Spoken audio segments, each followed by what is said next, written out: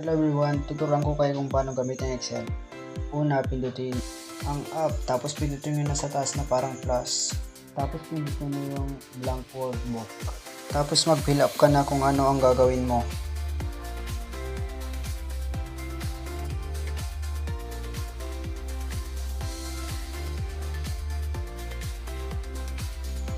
Una, pindutin ang edit.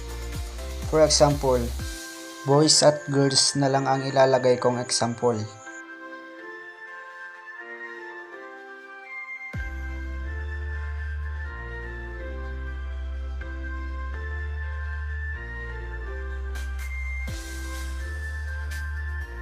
Then ilagay mo kung ilan silang mga lalaki at babae. Ilagay ko na lang dito ay 15 at 16. At sa babae naman 10 at 20.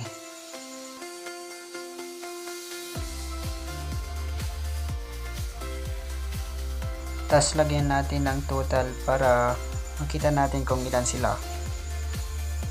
Dito sa lalaki ay 31 sila. At sa babae naman ay 30. Ilagay natin dito ay total of students. At dito ay ilalagay na natin yung total nila. Yung total nila ay 61.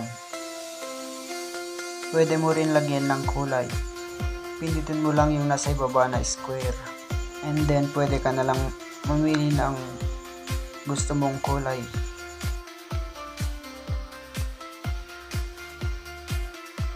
That's all. Thank you for watching.